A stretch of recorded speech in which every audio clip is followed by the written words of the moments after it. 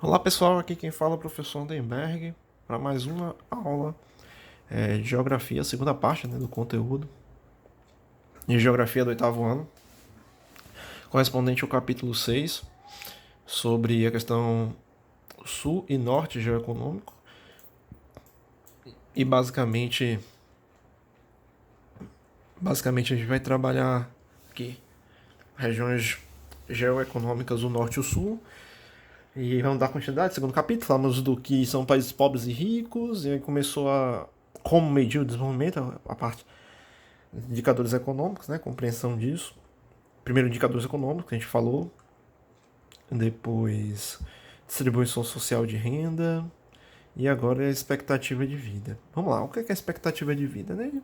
É uma estimativa do número médio, né, de anos que se espera de um grupo de indivíduos nascidos em determinado ano de vida.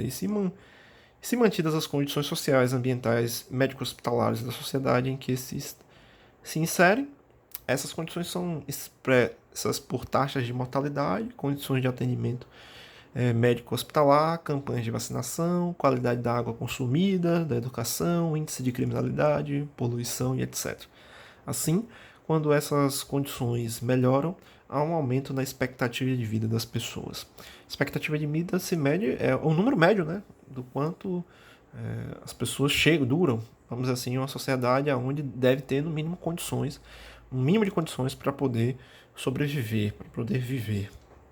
Em alguns países, como Japão, Suécia, Canadá e Austrália, a esperança de vida de um recém-nascido era, em 2017, de mais de 83 anos, né? Expectativa de vida de 83 anos. As expectativas de vida mais baixas do mundo encontram-se em Serra Leoa, Zâmbia, Chad e Nigéria, que é uma média de 55 anos. Aqui está falando a expectativa de vida ao nascer, né, da maioria dos países. O Brasil fica entre 60 a 69, né? 69, não, 70 a 79. E poucos países têm expectativa de vida de entre 80 e 87, né? Você vê uma predominância em países europeus, Japão, Austrália, Canadá. Vamos lá. A mortalidade infantil, outro índice de desenvolvimento importante para saber se o país tem um índice de desenvolvimento social legal. Já falamos, né, na primeira aula sobre distribuição social de renda, ver a distribuição da renda per capita. Depois, agora, falamos de expectativa de vida. E agora, mortalidade infantil. Outro importante indicador do desenvolvimento humano de uma sociedade é a taxa de mortalidade infantil. É diferente do índice ou taxa de mortalidade geral. Embora seja calculada de forma semelhante, a taxa ou índice de mortalidade geral mede quantas pessoas morrem por ano em cada grupo de 1.000. Já a taxa de mortalidade infantil indica quantas crianças de até 1 ano de idade morrem por ano a cada grupo de 1.000 nascidas vivas. Essa é a noção de mortalidade infantil. Algumas organizações calculam essa mortalidade infantil de crianças de até 5 anos de idade. Observe alguns exemplos. A taxa de mortalidade infantil no Afeganistão em 2017 era de 110%. Ou seja, para cada grupo de 1.000 crianças com até 1 ano de idade, morriam 110. É uma taxa de mortalidade infantil alta. O Brasil apresenta uma taxa de mortalidade infantil menor de 13%.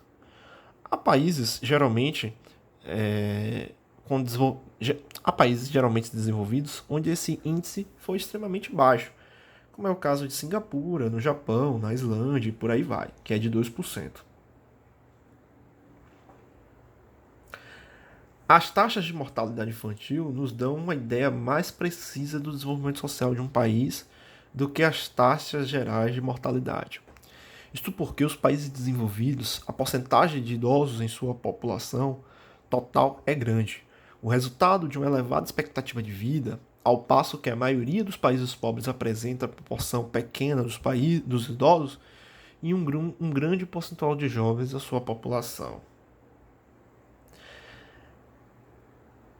A taxa de mortalidade infantil nos países com menor grau de desenvolvimento são maiores do que nos países desenvolvidos, pois crianças com até 1 ano de idade são bastante vulneráveis às condições de vidas precárias, alimentação, atendimento hospitalar e por aí vai.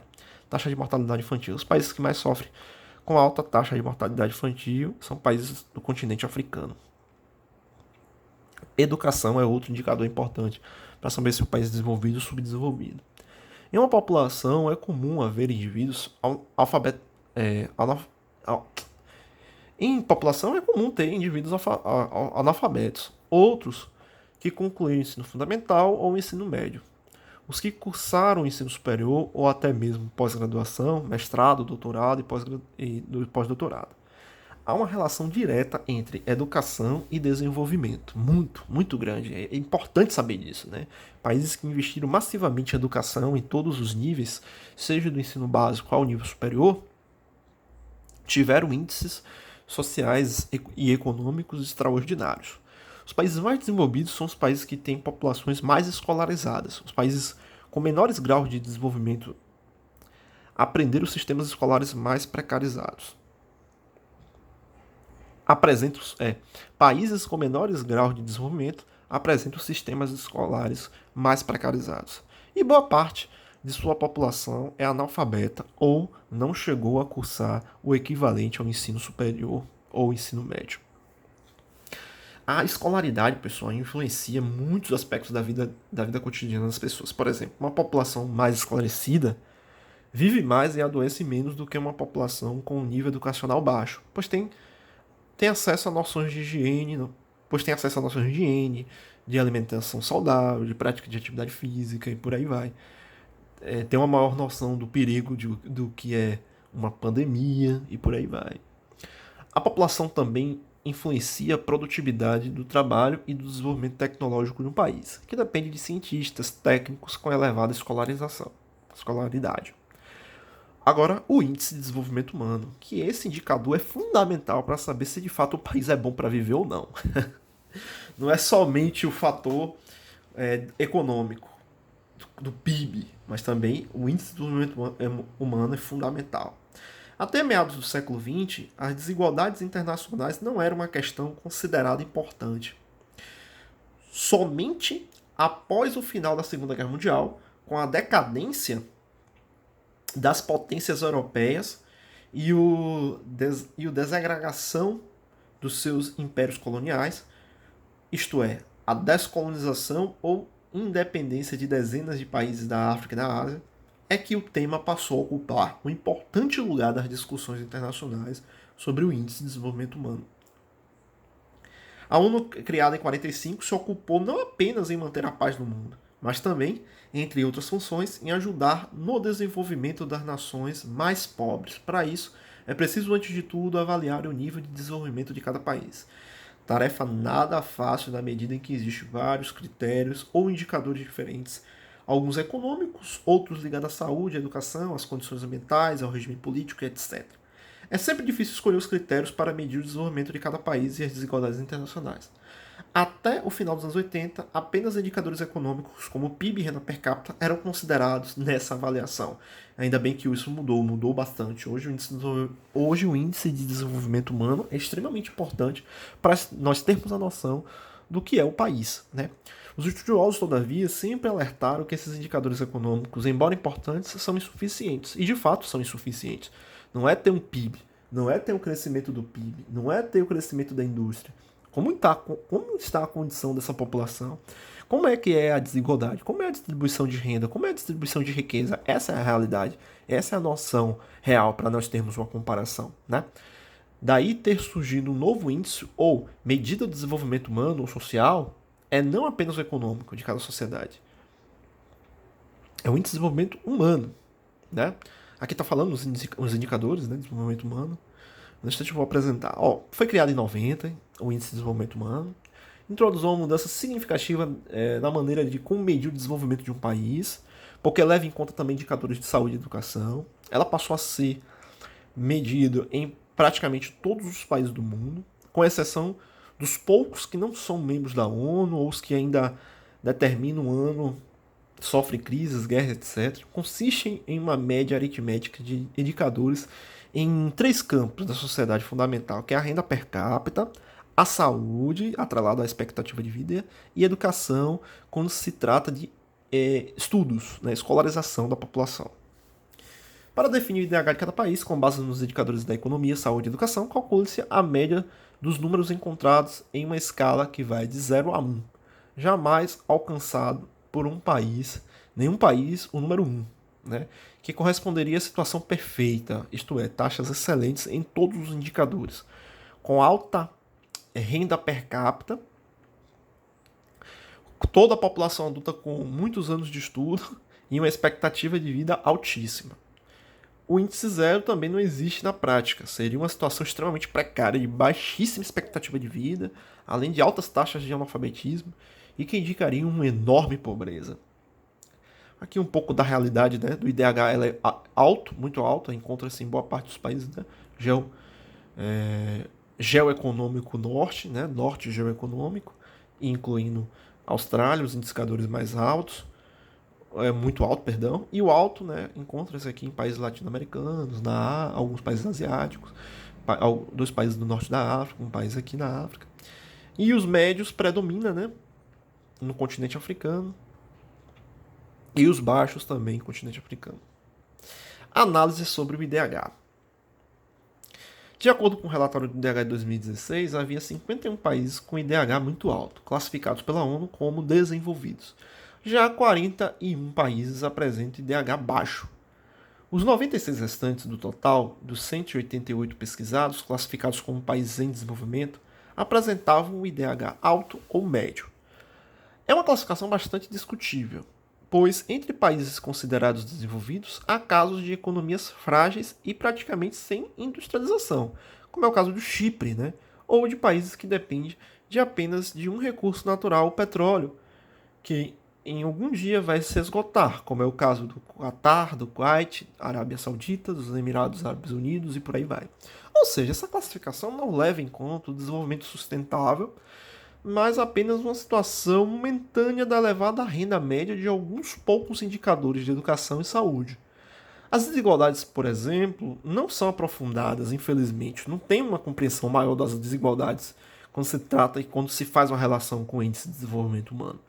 No grupo de países com IDH muito elevado, predominam os o indiscutível desenvolvimento, como Noruega, Austrália, Alemanha, Estados Unidos, Japão, França, Reino Unido e outros.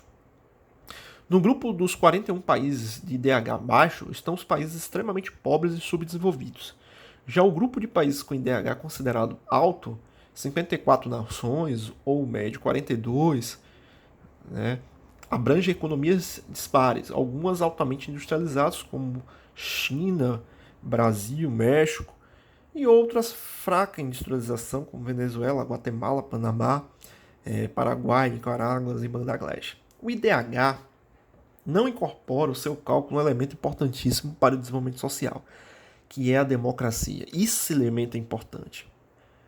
Porque vale lembrar que tem países que estão com um desenvolvimento econômico até elevado, mas sua democracia é inexistente.